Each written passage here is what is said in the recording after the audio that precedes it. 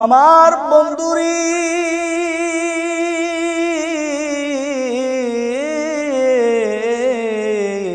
আমি আল্লাহ, আমি রহমান, আমি রহিম, আমি গফফার, আমি গফুর, আমি রব্বে কাবা জাল জালালি ওয়াল ইকরাম। এই মানব জাতির জন্য আমার বন্ধুরে আমি আল্লাহ পাক রব্বুল আলামিন, আল্লাহ পাক রব্বুল আলামিন ডাক দিয়ে বললেন, নবীজি এই তামাম পৃথিবীর মানব জাতিগুলোর জন্য, বিশ্ব জাহানের জন্য এই মানুষগুলো যারা অভদ্র হয়ে গেছে, এই ভদ্র অভদ্র মানুষগুলোকে আমি আল্লাহ ভদ্র বানানোর জন্য, বেঈমান মানুষগুলোকে ইমানদার করার জন্য আমার বন্ধুরি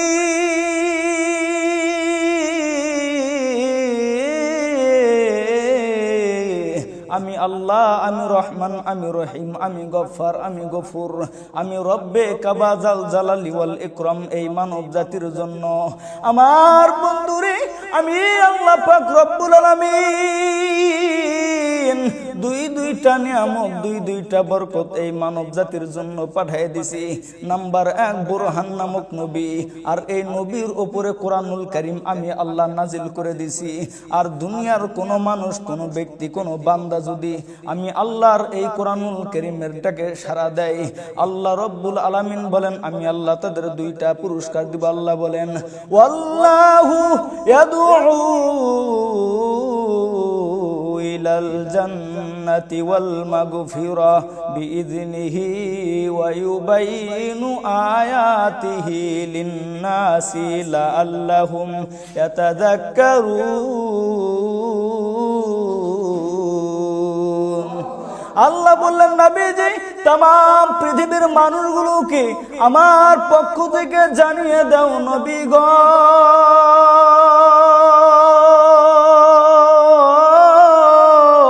আমি আল্লাহ, আমি রহমান, আমি রহিম, আমি গফফার, আমি গফুর। তাদেরকে প্রথম নাম্বার পুরস্কার আমি আল্লাহ মাফ করে দিব। নাম্বার 2 আমি আল্লাহ তাদের জান্নাত দান করব। বলেন সুবহানাল্লাহ। আমার ভাইরা, এমন একজন সাহাবী ছিলেন যিনি জান্নাতের জন্য পাগল পারা হয়ে গেল। আমার দিনের নবীর সাহাবী হযরত জাবির রাদিয়াল্লাহু আনহু নবীদের প্রেমে পাগল, নবীজির জন্য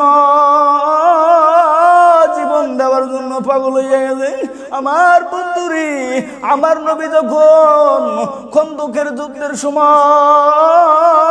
আমার পয়গম্বর ওই সাহাবায়ে কেরামদের নিয়া মাটির ভিতর গর্ত খনন করতেছিল, এমন সময় জাবির ওই জায়গায় উপস্থিত হইয়া আমার জাবির তাকিয়ে দেখি রে আমার নবীর পেটের ভিতরে পাথর বাঁধা। আমার সাহাবীদের পেটের ভিতরে পাথর বাঁধা। আমার নবীর সাহাবী জাবির ডাক দেয়, কয় ইয়া রাসূলুল্লাহ, ইয়া হাবিবাল্লাহ, আপনার পেটের ভিতরে পাথর বাঁধা কি জন্য?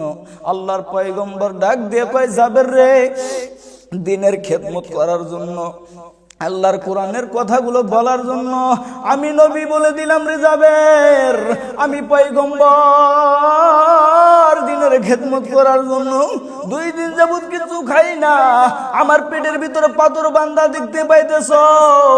জাবের ডাক দিয়ে কয়, ইয়া রাসূলুল্লাহ, ইয়া হাবিবাল্লাহ, আপনি যদি দাওয়াত কবুল করেন আমি জাবের বলে দিলাম গো, আপনার জন্য আমি জাবের একটা বেলা খাবার খাওয়াইতে যাই। আমার নবীজি ডাক দিয়ে কই, জাবের রে, তুমি আমারে খাওয়াইবা ভালো কথার জাবের, কিন্তু আমাকে একা খাওয়াইলেই হবে না। এবার জাবের ডাক দিয়ে কই, নবীজি কেমনে করে খাওয়াইবো বলেন না। আমার নবী ডাক দিয়ে কয়, জাবের শুনে না, শুনে না উড়ে জাবের, এই জায়গায় যতগুলো অসহায় ক্ষুধার্ত সাহাবীগুলো দেখতে পারতেছো, সমস্ত সাহাবীদেরকে যদি তুমি খাওয়াইতে পারো পেট ভরাইয়া, তাহলে আমি দাওয়াতটা কবুল করব। এইবার জাবের ডাক দেয়, কয় ইয়া রাসূলুল্লাহ, ইয়া হাবিবাল্লাহ, নবী গো, আমার ঘরে মাত্র পাইছো না, খাওয়ানোর জন্য জিনিস আছে, আটা আছে, আপনি যদি চান আমি আপনাকে খাওয়াইতে পারি। আমার রাসূল ডাক দিয়ে কয়, জাবের রে, তুমি শুধু তোমার কাজ করবা, তুমি শুধু যেই পরিমাণ আটা আছে ওইটা দিয়ে রুটি বানাইবা এবং তোমার যেই ছাগলটা আছে ওইটাই জব করবা, বাকি যা করার দায়িত্ব আমার আল্লাহ করে দিবে। জোরে বলেন সুবহানাল্লাহ। মুসলমান বাবাইরা রে,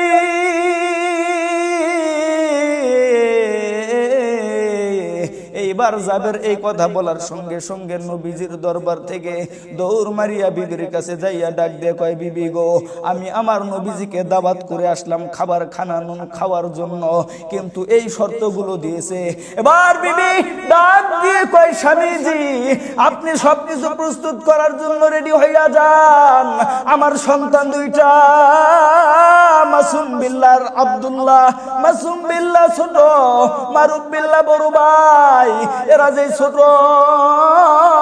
বকরিটারে নিয়ে খেলা করে, এই বকরিটারে জবাই করে রাসূলকে মেহমানদারি করাইবো এবং ঘরের ভিতরে যে আটা আছে এই আটাগুলো দিয়ে আমরা খামিরা তৈরি করে রুটি বানাবো এবং আমার রাসূল দিনের নবী আসবে এবং খাবে এবং সমস্ত সাহাবায়ে কেরামদের খাবার যে দায়িত্ব সেই দায়িত্বগুলো নিয়ে নিবে আমার আল্লাহ। জোরে বলেন সুবহানাল্লাহ। এবার বন্ধুরি, যখন এইবার বড় ছেলেকে নিয়ে জাবের রাদিয়াল্লাহু আনহু ছাগলটা জবাই করিয়া রেডি করিয়া দিল, বিবি রুটি বানানো শুরু করে দিল। আমার ভাইরা, আমার বন্ধুরি, এই মুহূর্তেই নবীজির সাহাবী জাবেরের দুইটা সন্তানের বড় সন্তান বকরি জবাই করার সময় ছিল, কিন্তু ছোট সন্তানটা খেলাধুলার ব্যস্ত ছিল, এই জন্য থাকতে পারে নাই। যখন ছোট সন্তানটা বাড়িতে আসিয়া তাকাইয়া দেখে রক্ত রঞ্জিত হইয়া গেছে দুয়ারটা, বড় ভাইকে ডাক দিয়ে কয়, ভাই গো, বাড়ির ভিতরে কি হয়েছে, রক্ত কেন? ছোট ভাইকে ডাক দিয়ে কয়, ভাই তুমি যেই বকরিটাকে লালন পালন করতা, এই বকরিটাকে আমার আব্বু নবীজি আসবে এই জন্য জবাই করেছে। এবার ছোট ভাই ডাক দিয়ে কয়, ভাই গো, আপনি একটু আমার দেখাই দেন, আমার নবীজি আসবে, আমার বাবা কেমনে করে ছাগল জবাই করছে, আপনি একটু আমার দেখাই দেন না। এবার নবীজির সাহাবীর সন্তান বড় ছেলেটা এবার ছোট ভাইকে ডাক দিয়ে কয়, ছোট ভাই রে, এই বকরিটাকে কেমনে জবাই করেছে এইটা যদি দেখাইতে হয় আমার ছুরি আনা লাগবে। কি আনা লাগবে? ছুরি আনতে হবে। এইবার যখন বড় ভাই ছুরিটা নিয়ে আসা এখন বলছে যে আমার আব্বু কিভাবে বকরিটা জবাই করছে এটা যদি দেখাইতে হয় তাহলে তোমাকে জমিনের ভিতর শুইতে হবে। ছোট মানুষ বোঝে না। এবার ছোট ভাই যখন জমিনের ভিতর শুয়ে গেছে, বড় ভাই কয়, ওই ছুরিটা দৌড় দিয়ে আনো। যখন ছোট ভাই ছুরিটা আনিয়া বড় ভাইয়ের হাতে দিছে, সঙ্গে সঙ্গে বড় ভাই কয়, তুমি শোও। ছোট ভাই শোয়ার সঙ্গে সঙ্গে এবার বড় ভাই আল্লাহু আকবার কইরা ওই ছেলের ছোট ভাইয়ের গলার ভিতরে ছুরিটা ফ্যাস মারছে, সঙ্গে সঙ্গে মাথাটা আলাদা হয়ে গেছে। বলেন আল্লাহু আকবার। এইবার বড় ছেলেটা কান্দে আর ডাক দিয়ে কয়, আল্লাহ, কি করতে যাইয়া কি হইল গো মালিক, ও গো মালিক, এখন আমি কি করব? এইবার বড় সন্তানটা মারুফ বিল্লাহ এইবার দৌড় মাইরা পাহাড়ের কিনারের দিকে দৌড় দিয়ে চলে গেল, পাহাড়ের উপরে উঠে গেল। এইবার মারুফ বিল্লাহ এইবার যখন নবীজির সাহাবী জাবের নবীজির মজলিস থেকে আবার আসতেছিলেন নবীজিকে দেখাইয়া, এইবার বাড়িতে এসে দেখে রক্তে রঞ্জিত হইয়া গেছে দুয়ারটা।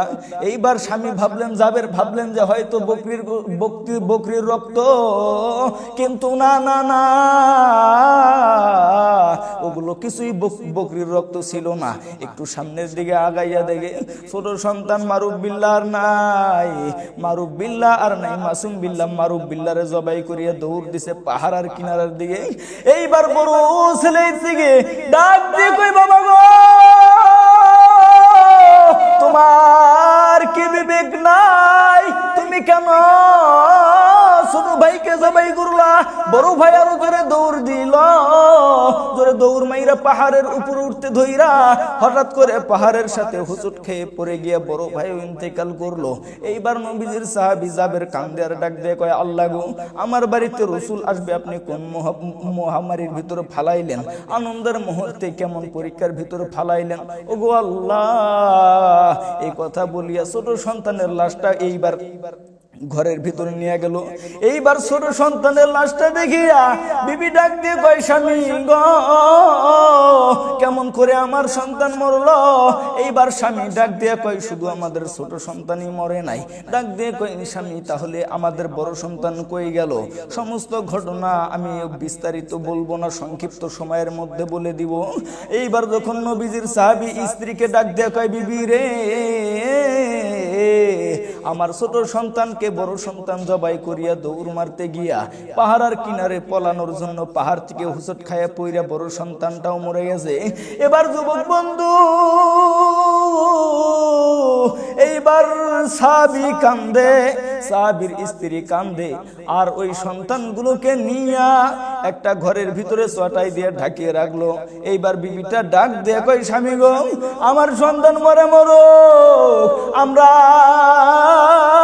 কষ্ট পাবো না, কিন্তু আমার নবীজি যদি আয়েশা দেখে আমাদের সন্তান দুনিয়ায় নাই, আমরা মা বাবা কান্দিছি সন্তানের জন্য, আমার নবী কষ্ট পাবে। ওগো স্বামী, আমার সন্তান মরে মরুক, আমি রাসূলের মহব্বত ছাড়বো না। এইবার যখন সন্তান দুইটার লাশগুলো, একটা সন্তানের গাল্লা নাই, মাথা নাই, আর একটা মাথা থেতলে মরে গেছে, দুইটাকে ঘরের ভিতরে নিয়ে যাইয়া চটাই দিয়া ঢাকিয়া দিল। ইতিমধ্যে আমার নবীজি সাহাবীদের নিয়ে তাশরিফ আনলেন।